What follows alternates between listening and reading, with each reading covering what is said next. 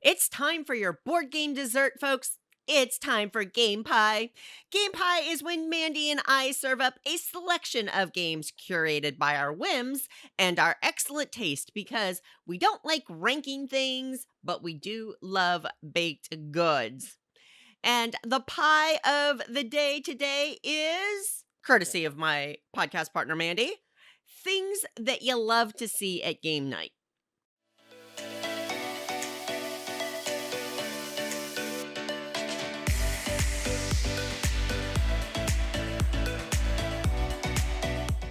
Now, Mandy, things that you love to see at game night, like artwork, like I don't like comfortable chairs. What are you talking about here? I'm kind of leaving this open to everyone's interpretation, but if you need some guidance here, things that I can, that's really nice thing that you've done or someone's done to make the game night more enjoyable, inclusive, that sort of thing.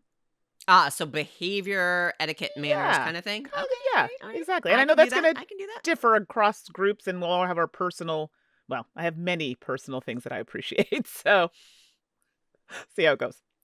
All righty. Well, as per tradition, why don't you serve up the first slice? Okay, so my first slice of things I love to see at game night pie, which is actually rather funny because this person always brings some type of dessert or pie.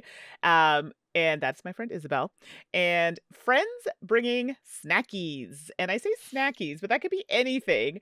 But I specifically want to single out my friend Isabel. It doesn't matter what game night, whose house we're going to, will go out of her way to make some kind of torte, cake, pie, dessert, and is so mindful that I'm trying to follow like a certain diet and certain things I don't want to eat.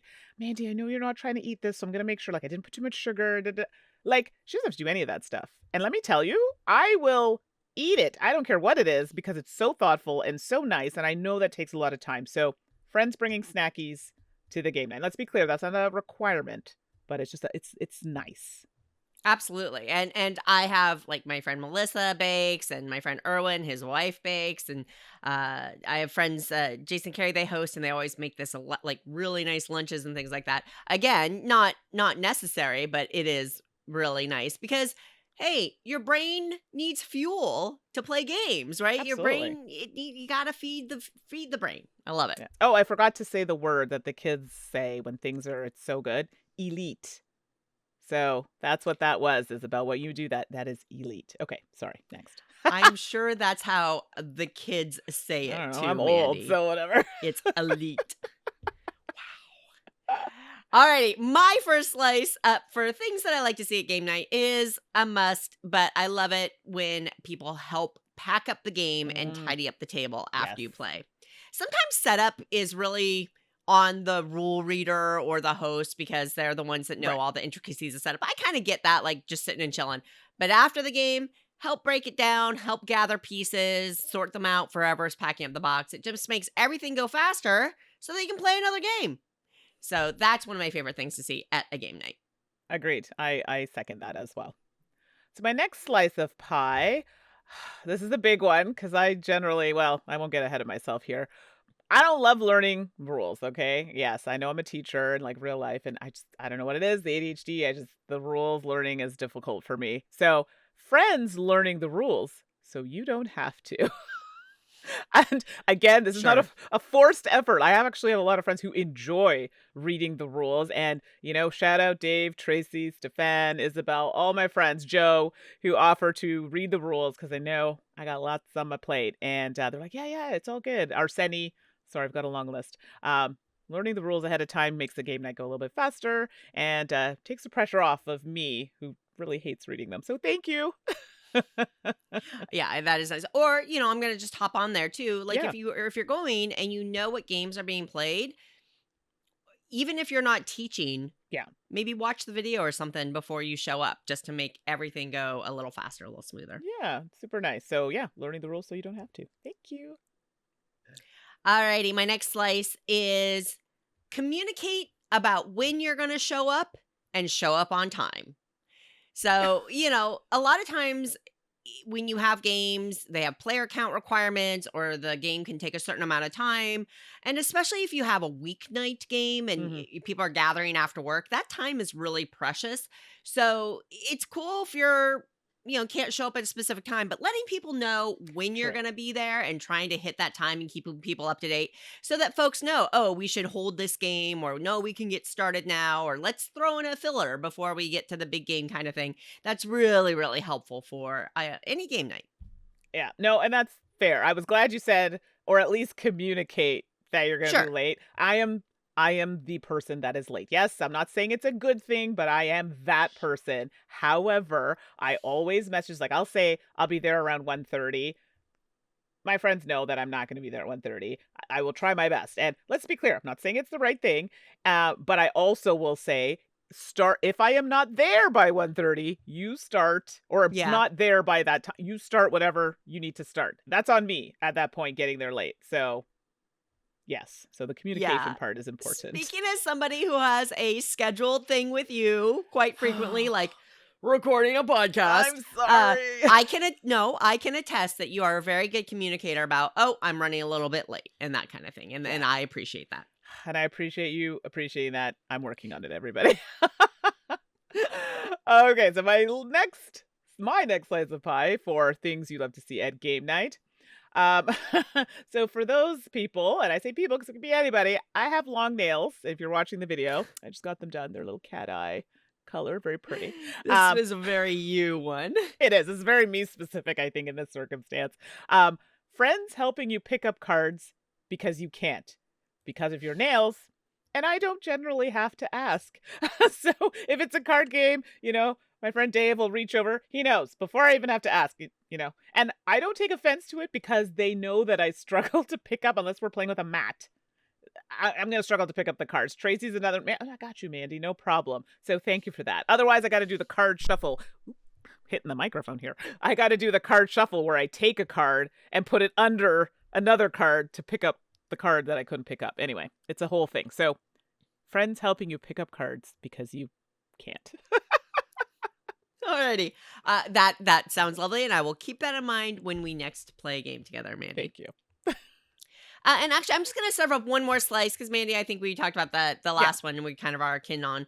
But I like to do a temperature check during a game. I try to Yes. read the vibe of the group as we're playing a new game, especially if it's a bigger or longer game.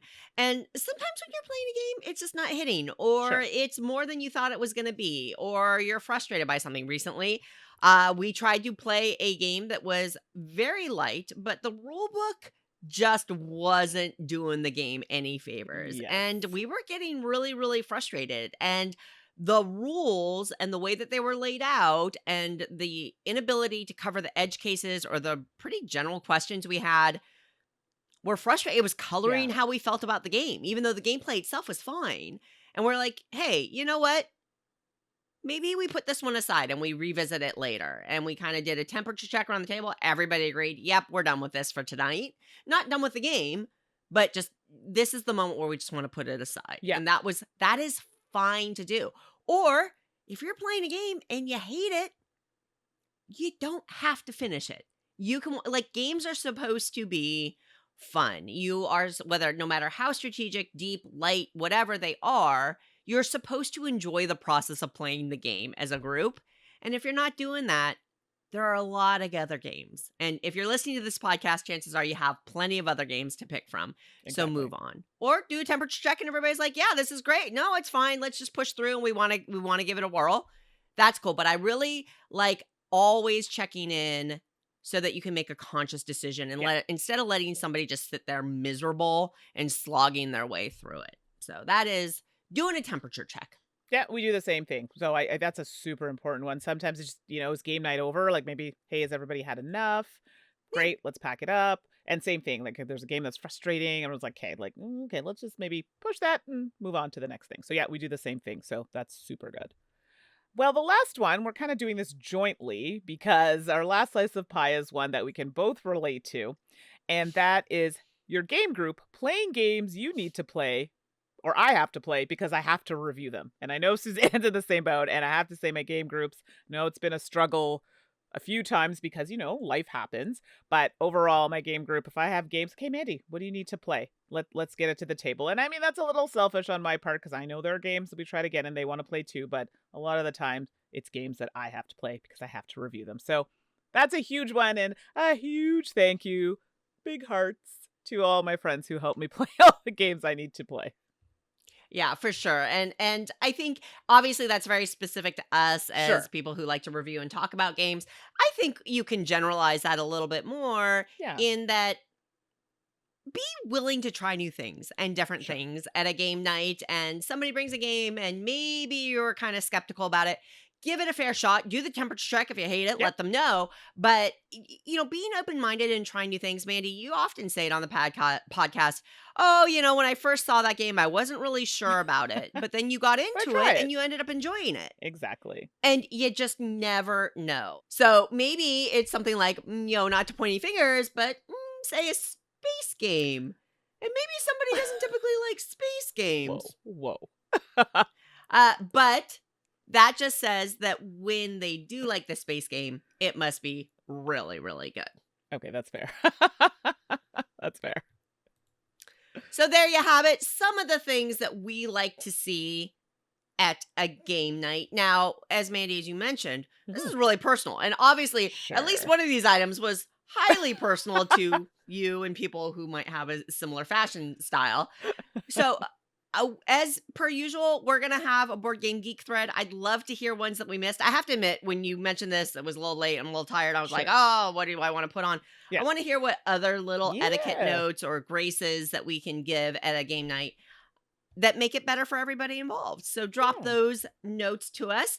Of course, you can always email us at saltandsassgames@gmail.com with your thoughts on that, or post it in that guild, BGG Guild 4131. We'll have a little thread for this episode, and you are encouraged and welcome to chime in with the things you like to see at your game nights, even if they're kind of hyper specific to you and your group. I think you never know who relates. You True. never know. So chime in there if you like. Or Mandy, they could hit us up on, say, the social media places. Yes, I have a feeling people will hit us up on the socials because I can't believe we didn't talk about anything Halloween this episode. I know, right? It Yep. just totally blew my mind. But I did do horror themed games, so I'm gonna let that happen. But if you say, Mandy, I don't think that counts, you can pop on our socials and let us know. But first, you might be watching us here on the YouTube, and that's Salt and Sass Games. So at YouTube, Salt and Sass Games. Same at Twitch, Salt and Sass Games. You may also find us on the Twitter. That's right, I said Twitter, at Salt and Sass Games, Salt and Sass Games. You can find me on Blue Sky, Twitter, Instagram, all the things at 613Mandy. That's Mandy with an I. How about you, Suzanne? Similarly, you can find me on all the social media spaces. I'm at 425 Suzanne. For those of you who use social media for board games, you may have noticed that a lot of folks are starting to use Blue Sky a lot more. The community is becoming much more active, and it is, I have found it to be a more positive Yeah, and chatty space than, say, Threads or certainly Twitter, which is kind of a nightmare right now. So if you do social media and you haven't created a Blue Sky account, I really encourage you to at least give it a try, give it a check, because it's the community is yeah. growing, and so I find it very entertaining, very fun. But until next episode, have fun, eat some candy, stay hydrated, and play a lot of games. We'll see you next time. Bye, everybody.